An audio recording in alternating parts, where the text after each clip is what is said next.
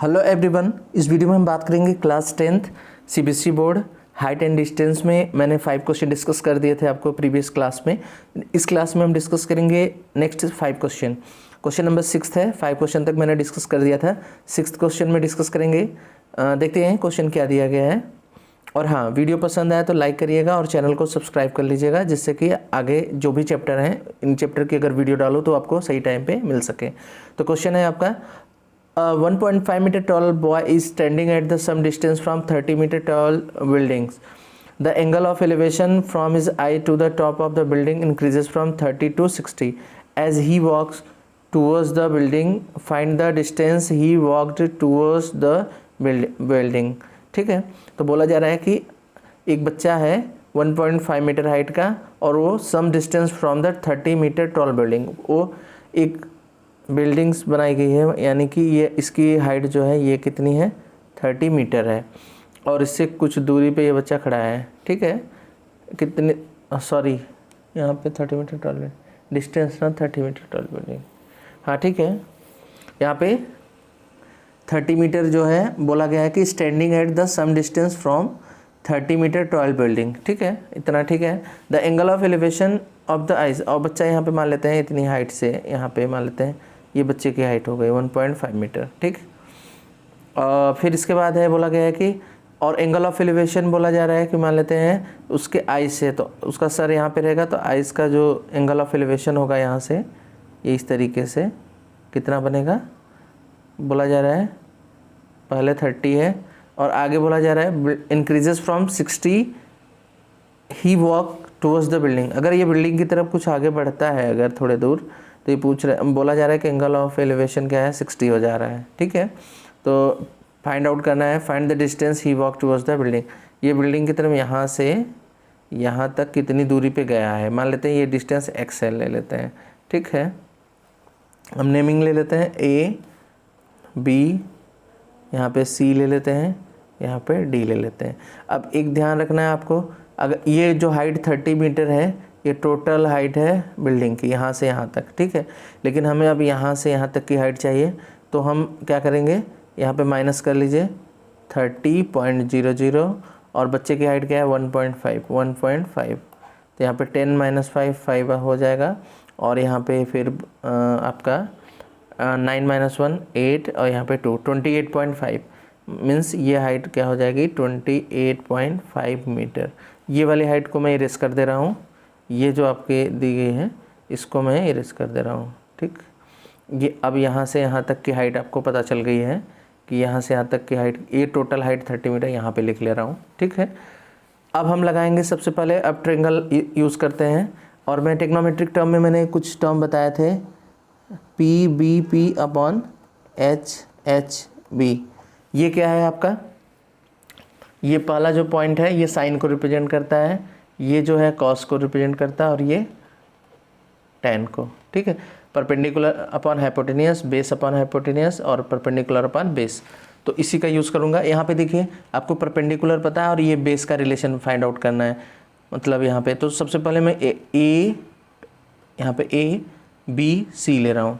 अब यहाँ पे सबसे पहले ले रहा हूँ इन ट्रायंगल ABC, तो यहाँ पे देखिए हम लगाएंगे tan 60 लेंगे, tan 60 = क्या हो जाएगा, tan 60 = हो जाए परपेंडिकुलर, देखिए tan यहाँ पे tan क्या है परपेंडिकुलर अपॉन बेस है, तो परपेंडिकुलर क्या है AB, यहाँ पे परपेंडिकुलर क्या है, यहाँ पे परपेंडिकुलर AB है, तो इस ट्रायंगल में AB अपॉन और बेस क्या है BC है, तो tan 60 की वैल्यू होती है 1√3 हो जाएगी, इक्वल्स टू ओनली √3 होती है, और AB की वैल्यू है 28.5 अपॉन और BC हम ऐसे BC रखते हैं, तो ये आपका BC = हो जाएगा BC = 28.5 अपॉन √3।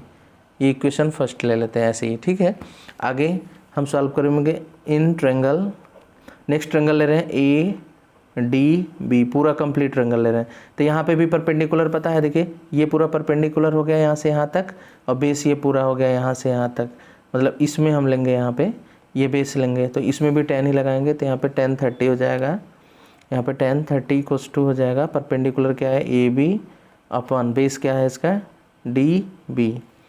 आगे यहाँ पे सॉल्व कर रहा हूँ मैं, ठीक।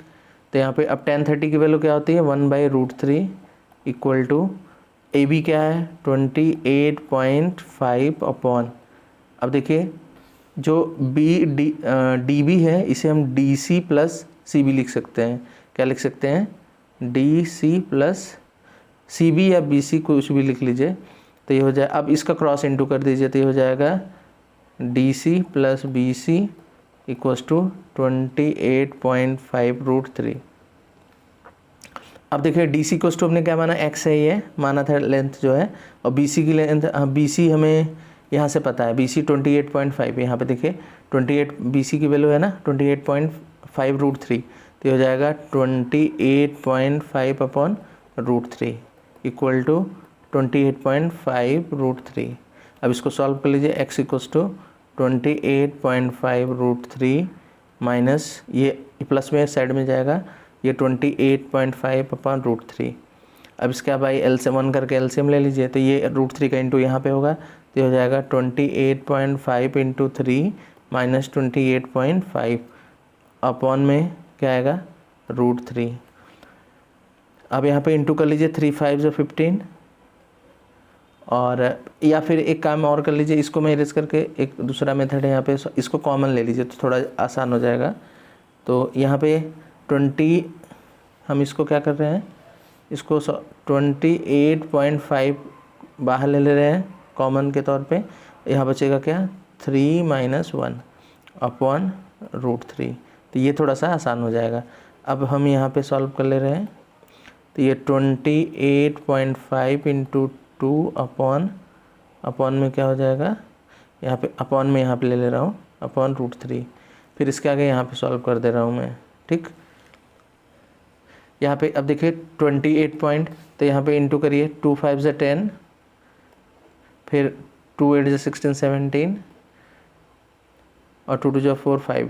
अब एक नंबर पे पॉइंट इनको इंटू कर लिया, ये वाला पॉइंट ये इंटू कर लिया, तो ये आ रहा है अपॉन √3, और इसका रेशनलाइजेशन होता है, और ये वैल्यू किसकी निकल रही है x की, x इक्वल टू, तो √3 का ऊपर नीचे इंटू कर दे रहा हूँ, रेशनलाइजेशन करते हैं ये, तो ये हो जाएगा 57√3 अपॉन √3 इंटू √3, ये हो जाएगा 3, और ये कैंसिल करेंगे तो क्या आ जाएगा 3 1 = 3 3 9 = ये हो जाएगा 19√3, यानी कि जो डिस्टेंस हमें पूछा गया था वो 19√3 है। ये आपका कंप्लीट आंसर हो जाएगा, ठीक है। क्वेश्चन बहुत आसान है, बस ये थोड़ा सा कैलकुलेशन ध्यान रखनी है हमें। और देखिए इस बार रिटन एग्जाम है तो आपको रिटन में ही देना पड़ेगा, तो आपको ये प्रैक्टिस तो करनी पड़ेगी थोड़ा सा क्वेश्चन करते हुए, ठीक है। आगे नेक्स्ट क्वेश्चन देखते हैं। 7 नंबर क्वेश्चन क्या है,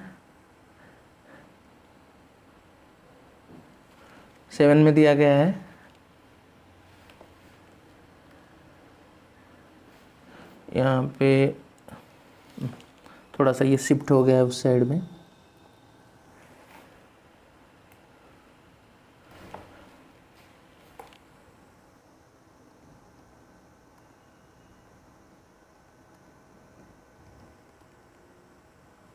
हाँ 7 नंबर क्वेश्चन देखते हैं। यहाँ पे ये थोड़ा सा, हाँ अब ठीक है। 7 नंबर देखिए, from a point on the ground the angle of elevation of the bottom and the top of a transmission tower fixed at the top of 20 meter high buildings are 45 and 60 respectively, find the height of the tower.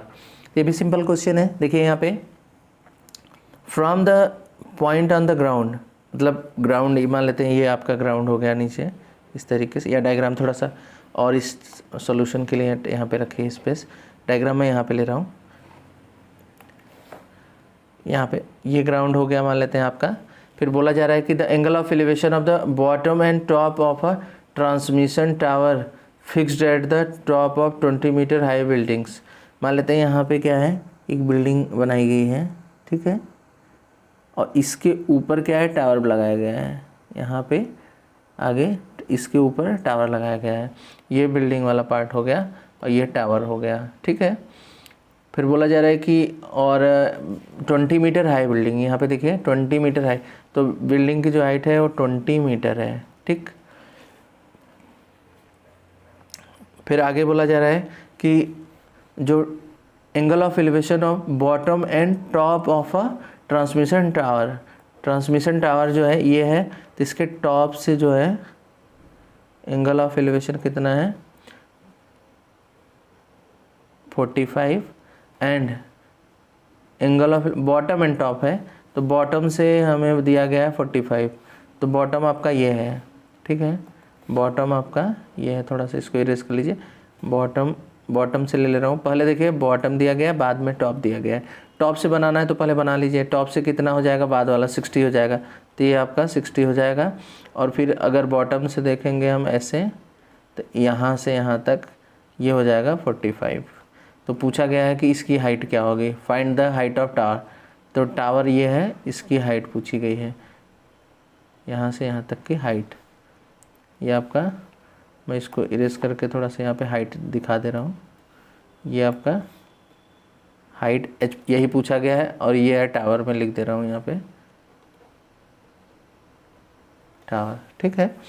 अब देखिए यहाँ से हमें मतलब यहाँ पे भी, अब सबसे पहले यहाँ पे नेमिंग करना ज़रूरी होता है, ए यहाँ पे ले लीजिए, बी यहाँ पे ले लीजिए, सी यहाँ पे ले लीजिए, डी, और ये बी जो है इसको मैं इरेज कर दे रहा हूँ, नहीं तो कन्फ्यूजन होगा थोड़ा सा, इसको मैं इरेज कर दे रहा हूँ, ये बिल्डिंग है, ध्यान रखिएगा, ठीक है।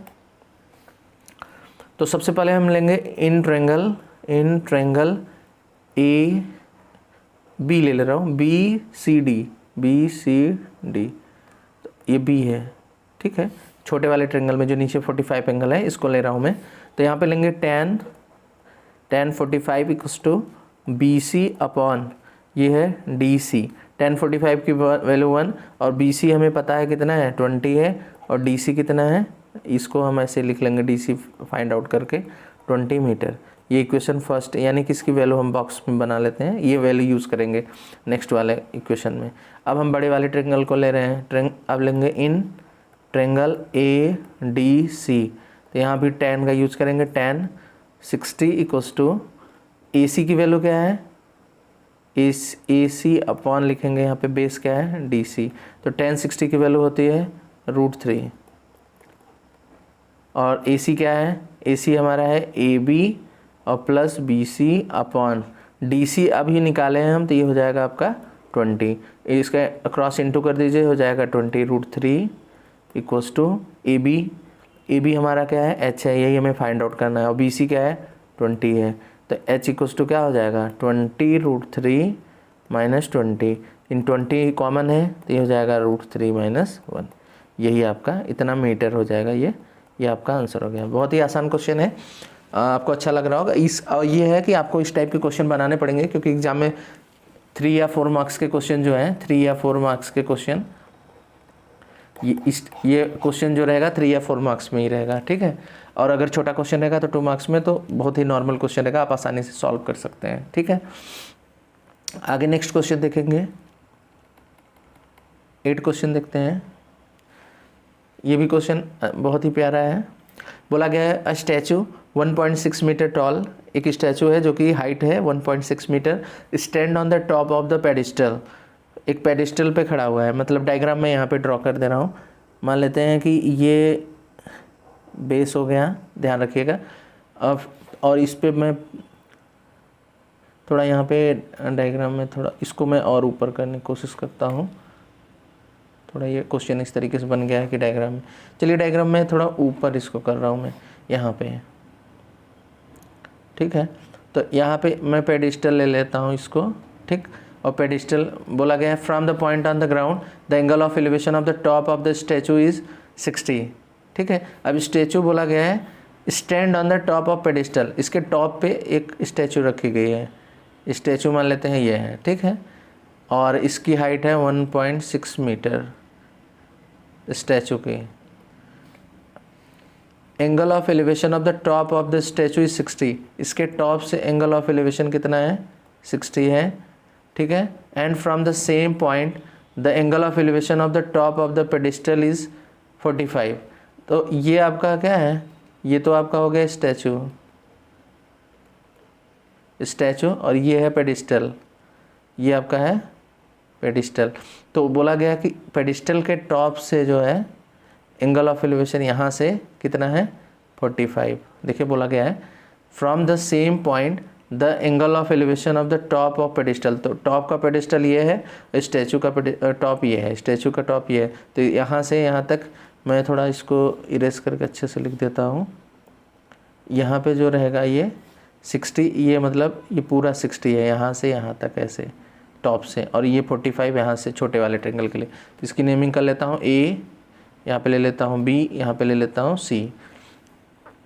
और यहाँ पे थोड़ा सा एक पॉइंट और ले लीजिए कुछ, इस B को आप पहले लीजिए, ये B हटा देता हूँ मैं, इस B को, और C थोड़ा सा नेमिंग मिसिंग हो गया। यहाँ पे A B यहाँ पे ले लीजिए, C यहाँ पे ले लीजिए, D यहाँ पे ले लीजिए, D यहाँ पे ले लीजिए। ठीक है, अब मैं सॉल्व करना स्टार्ट कर रहा हूँ। फॉर्मूला वही रहेगा आपका सेम, PBP अपॉन HHB। मतलब ये पहला जो रिलेशन होता है वो साइन को, कॉस को, फिर टैन को रिप्रेजेंट करता है। ठीक है, तब तो सबसे पहले हम यहाँ पे ले रहे हैं, हमें पता क्या है, ये वाले लेंथ हमें पूछा गया कि find the height of the pedestal. हमें BC की लेंथ पूछ रहा है, यहाँ पे ये BC की लेंथ पूछा जा रहा है। ठीक है, तो सबसे पहले हम इसी रिलेशन को ले रहे हैं, इन ट्रेंगल BCD। तो यहाँ पे देखिए हमें क्या पता है, हम यहाँ पे हम ले लेते हैं सबसे पहले बेस के फॉर्म में DC। हमें ये D, ये आपका क्या है, हाइट कुछ भी मान लीजिए, BC ही रहने दीजिए, मैं BC ही रख रहा हूँ। तो ये हो जाएगा tan 45 equals to BC upon, ये हो जाएगा आपका DC। tan 45 की वैल्यू 1 होती है, तो ये हो जाएगा BC अपॉन DC, और आगे यहाँ पे BC इक्वल्स टू हो जाएगा DC। ठीक, ये इक्वेशन फर्स्ट हो गया। आगे हम बड़े ट्रेंगल लेंगे। अब यहाँ पे लेंगे इन ट्रेंगल ADC, ये बड़ा वाला ट्रेंगल, ये D और C, यहाँ पे पूरा ट्रेंगल लेंगे। तो ये हो जाएगा tan 60 equals to AC upon DC। अब देखिए tan 60 की वैल्यू क्या होती है, √3, और यहाँ पे AC क्या हो जाएगा, AB plus BC upon DC। अब आगे देखिए, यहाँ पे सॉल्व कर रहा हूँ मैं। अब DC का इंटू में ऐसे कर दे रहा हूँ, क्रॉस इंटू। तो ये हो जाएगा DC √3 equals to AB plus BC। अब एक चीज़ ध्यान रखिए, BC की वैल्यू क्या है, DC के बराबर है, और हमें निकालना BC है। BC हमें फाइंड आउट करना है, तो हम क्या करेंगे, जहाँ पे DC आया होगा वहाँ पे हम क्या रख लेंगे, BC √3 इक्वल्स टू AB हमारा पता है, और कितना है 1.6, और प्लस BC। तो यहाँ पे अब देखिए BC √3, इस BC को हमें माइनस में इधर लेंगे, तो हो जाएगा BC इक्वल्स टू 1.6। तो यहाँ पे BC कॉमन ले लेंगे, तो हो जाएगा √3 - 1 इक्वल्स टू 1.6। तो BC इक्वल्स टू हो जाएगा 1.6 अपॉन √3 - 1। अब इसका रेशनलाइजेशन होता है √3 + 1 अपॉन √3 + 1। इसको सॉल्व अगर करना है तो कर लीजिए। तो ये BC इक्वल्स टू हो जाएगा 1.6 इंटू √3 - 1 अपॉन, अब √3, ये √3 को सॉल्व करोगे, एक प्लस और एक माइनस, तो ये A² - B², यानी कि देखिए इससे सॉल्व होता है √3 होल स्क्वायर - 1 स्क्वायर। तो ये √3 का स्क्वायर ये कैंसिल हो जाएगा, 3 - 1 यानी कि 2 बचेगा। ये थोड़ा मैं समझाने के लिए बताया हूँ। तो यहाँ पे क्या बचेगा, 2। तो ये 2 से कैंसिल कर दीजिए, 0.8 आ जाएगा। तो आंसर BC इक्वल्स टू, ये C है, BC इक्वल्स टू आ जाएगा 0.8 और ब्रैकेट में √3 - 1 मीटर। ये आपका आंसर हो गया। ये क्वेश्चन 8 हो गया। ठीक है, आपको समझ में आ रहा होगा सारा क्वेश्चन, अच्छे तरीके से मैंने प्रॉपर तरीके से बताया। थोड़ा सा आप लोग क्वेश्चन देखने के बाद प्रॉपर वे में फिर से आपको एक बार खुद से भी बनाना है क्वेश्चन। ठीक है, आगे क्वेश्चन देखते हैं। 9 नंबर में दिया गया है, the angle of elevation of the top of the buildings from the foot of the tower is 30 and the angle of elevation of the top of the tower from foot of the buildings is 60। If the tower is 50 meter high, find the height of the buildings. तो यहाँ पे एक बोला गया कि एक tower है, यहाँ पे डायग्राम में ड्रॉ कर लेता हूँ। एक टावर है और यहाँ पे एक बिल्डिंग है। ठीक है, इस तरीके से angle of elevation of the top of the buildings, ये हम इसको बिल्डिंग वाला एरिया दिखा देते हैं, BUI, ये उससे बिल्डिंग का हो गया और ये टावर का हो गया। ठीक है, और फिर इसके बाद हम इस पे बोला गया है कि the angle of elevation of top of buildings, building का टॉप ये है, from the foot of the tower, और फुट क्या होगा टावर का, ये है। तो यहाँ से अगर हम ड्रॉ करेंगे, ये बोला जा रहा है कि ये कितना है, 30 है। आगे क्वेश्चन में बोला गया and the angle of elevation of the top of the tower, tower का टॉप ये है, and from the foot of the building, और बिल्डिंग का फुट ये है। तो यहाँ से ऐसे मिला दीजिए, ये दिया गया है angle 60, angle of elevation 60, and if the tower is 50 meter high, tower जो है 50 मीटर हाई है, यानी कि इसकी हाइट दी गई है, ठीक। तो बोला गया find the height of buildings, ये हमें h पता करना है, ठीक। तो इसको ले लीजिए A B C D। अब हम सबसे पहले सॉल्व करेंगे इन ट्रायंगल BCD।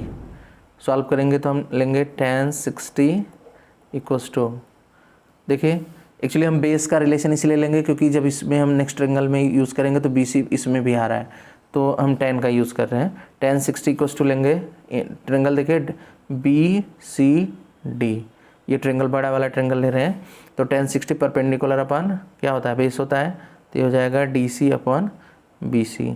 तो tan 60 की वैल्यू क्या होती है, √3, और DC की वैल्यू क्या है, 50 अपॉन BC की वैल्यू क्या है, हम निकाल लेते हैं, तो ये हो जाएगा BC इक्वल्स टू 50/√3। ये हम बॉक्स में रख लेते हैं, अभी इसका यूज़ करेंगे नेक्स्ट इक्वेशन में, ठीक। आगे देखिए, अगले में लेंगे इन ट्रायंगल ABC, छोटा ट्रायंगल ले रहे हैं, इसमें भी हम लगाएंगे tan 30, एंगल ऑफ एलिवेशन क्या है यहाँ पे 30 है, तो हम 30 लेंगे। tan 30 इक्वल्स टू परपेंडिकुलर क्या है, AB जो कि हमें निकालना है, हाइट h है, और अपॉन BC। तो अब देखिए tan 30 की वैल्यू होती है 1/√3 इक्वल्स टू AB की लेंथ क्या है, h जो कि हमें निकालना है, और BC अभी हमने निकाला है क्या है 50, या BC अभी रख रहा हूँ मैं, इसको पहले क्रॉस इंटू कर दे रहा हूँ, तो ये हो जाएगा BC इक्वल्स टू h√3। अब BC की वैल्यू रख दीजिए 50/√3 इक्वल्स टू h√3, ठीक। फिर यहाँ पे आगे मैं सॉल्व कर रहा हूँ, अब देखिए इसका क्रॉस इंटू कर दीजिए, तो ये हो जाएगा h into √3 into √3, √3 into √3 equals to 50 बचेगा यहाँ पे, इसको मैंने यहाँ पे इंटू कर दिया, तो ये हो जाएगा h इंटू √3 इंटू √3 होता है 3 इक्वल्स टू 50, तो h इक्वल्स टू हो जाएगा 50/3, और 3 से कैंसिल करेंगे तो ये हो जाएगा 3 1 जा 3, 3 6 जा 18, मतलब यहाँ पे मैं डिवाइड कर ले रहा हूँ 50 में 3 से, 3 1 जा 3 करेंगे तो यहाँ पे आ रहा है 2, 3 6 जा 18, बचा 2, यहाँ पे फिर 2 रिमाइंडर हो रहा है, और फिर 3 6 जा पॉइंट लेके फिर 0 बढ़ाएंगे तो 16.6, h इक्वल्स टू 16.6 मीटर। तो ये आपके बिल्डिंग की हाइट कितनी हो गई, 16.6 मीटर। नेक्स्ट क्वेश्चन डिस्कस करेंगे, और वीडियो में आप लोग बताना, आप लोगों को अगर ज़्यादा स्पीड लग रही है तो मैं इस स्पीड को और स्लो आराम से और डिस्कस करूँगा क्वेश्चन को, फिर भी आप वीडियो को आराम से रोक कर जो चीज़ें नोट करनी है आप नोट कर सकते हैं, ठीक। नेक्स्ट क्वेश्चन देखते हैं, 10 नंबर 10 में दिया गया है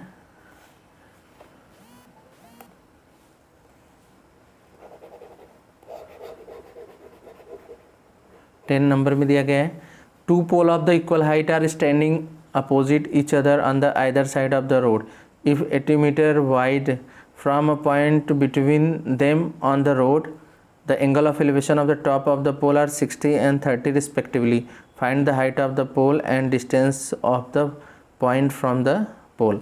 देखिए ये बोला जा रहा है ना कि 2 पोल हैं इक्वल हाइट के, यानी कि मैं डायग्राम यहाँ पे ड्रॉ कर रहा हूँ, आसान क्वेश्चन है अभी। यहाँ पे एक मिनट, यहाँ पे मान लीजिए इक्वल हाइट के 2 पोल हैं, ये थोड़ा सा अच्छे से नहीं बना है, देखिए यहाँ पे बोला जा रहा है कि ये इस तरीके से इक्वल हाइट के 2 पोल हो गए हैं, ठीक, ये बेस से जुड़े हुए हैं। 2 pole of equal height standing opposite, एक दूसरे के अपोजिट हैं ही, on either side of the road which is 80 metre wide, यहाँ से यहाँ तक की जो लेंथ है ये टोटल ये 80 मीटर मीन्स चौड़ाई जो है इसकी वाइड है। From a point between them on the road the angle of elevation of top of the pole are 60 and 30। ठीक,